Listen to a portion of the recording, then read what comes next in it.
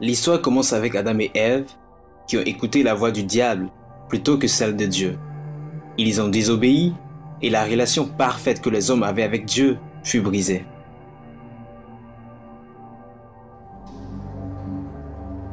Ils ont été les premiers à connaître le péché ainsi que la mort que le péché entraîne. Ils ont essayé de se protéger avec des feuilles d'arbres pour couvrir leur honte, chose que Dieu n'a pas aimée.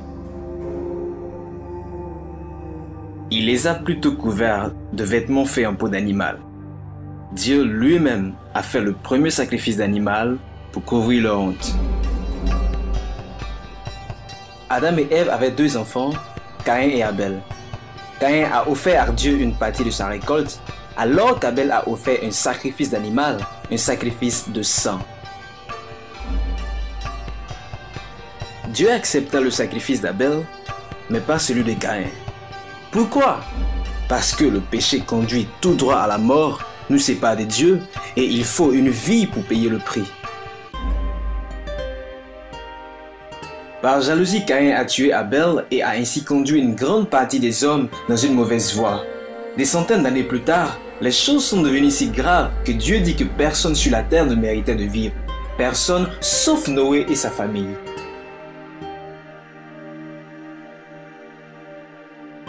Dieu demanda à Noé de construire un grand bateau tout en prêchant le message suivant. Le temps du jugement pour les péchés est proche et il n'y a qu'un seul moyen d'y échapper et bénéficier de la miséricorde de Dieu, le bateau. Il se moquait et ridiculisait Noé jusqu'au jour où il se mit à pleuvoir et le sortit des profondeurs de la terre alors que les hommes ne s'y attendaient pas. L'inondation a tué tous les hommes et animaux et le monde entier a péri à cause du péché des hommes. Seul Noé, sa famille et les animaux que Dieu avait fait entrer dans le bateau furent sauvés.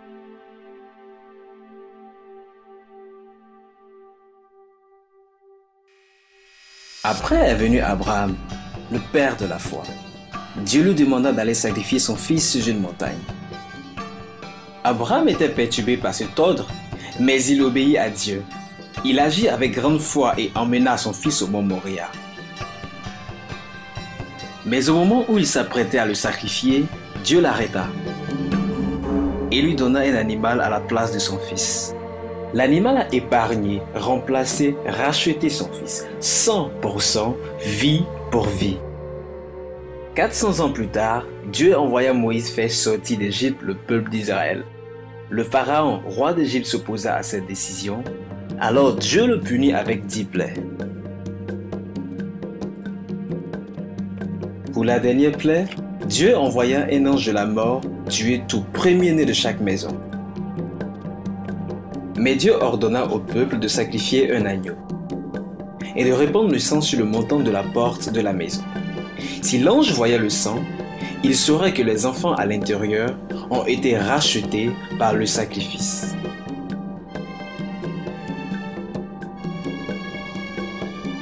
Juifs ou Égyptiens, esclaves ou hommes libres, s'ils obéissaient à l'instruction de Dieu, ces enfants seraient sauvés.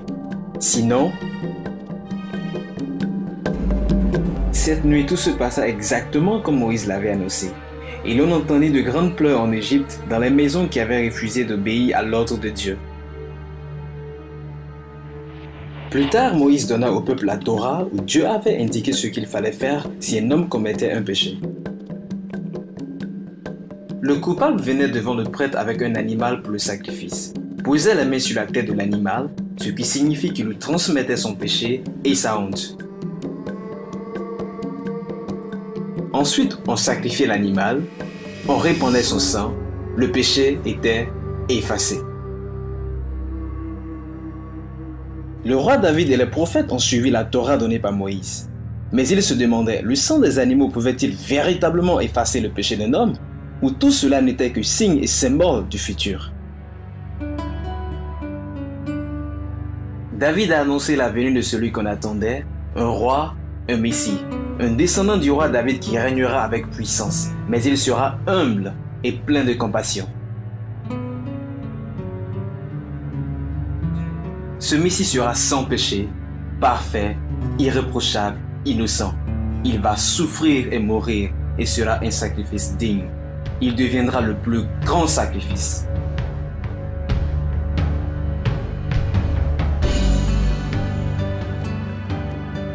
Jésus est né dans une étable parce qu'il n'y avait pas de place pour lui.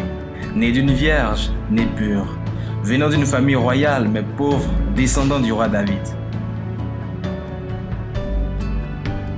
De pauvres bergers de la campagne et de riches mages venus de l'Orient sont venus honorer l'enfant Jésus et témoigner qu'il était celui qu'on attendait, le Messie que les Écritures avaient annoncé.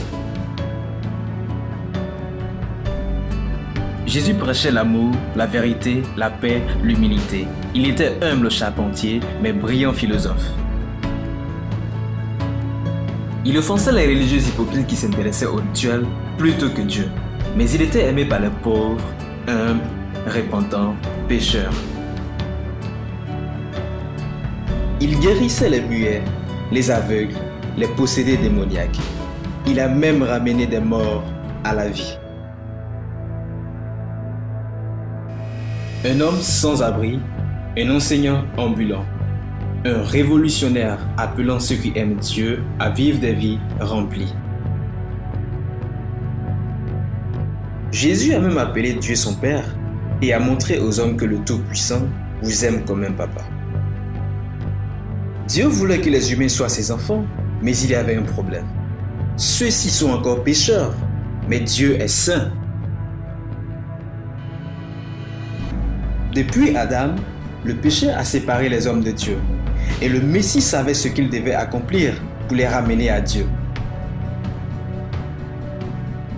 Jean-Baptiste a prophétisé au sujet de Jésus disant « Voici l'agneau de Dieu qui enlève le péché du monde ». Jésus était le Messie, l'élu de Dieu, le choisi pour être le plus grand des sacrifices.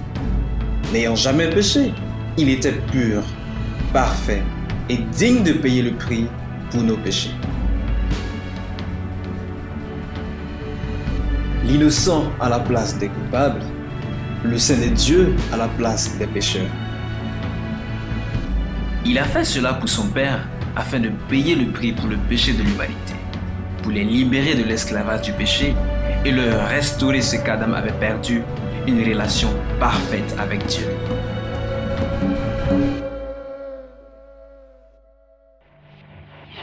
Jésus est mort sur la croix non par la faute des Juifs ni des Romains, mais par la main de Dieu, son Père.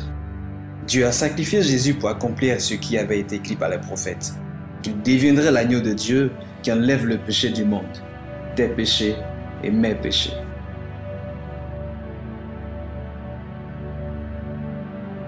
Mais l'histoire ne s'arrête pas là. 3 jours après, Dieu a relevé Jésus le Messie d'entre les morts comme une promesse à ceux qui croient en lui. Eux aussi seront ressuscités pour la vie éternelle. Après cela, Jésus a promis à ses disciples qu'il reviendra, mais cette fois en tant que juge et roi. Le Messie est un don de Dieu aux hommes pour qu'ils ne meurent pas dans leur péché et qu'ils ne soient séparés de Dieu, mais qu'en recevant le sacrifice de Jésus, ils retrouvent une relation parfaite avec Dieu.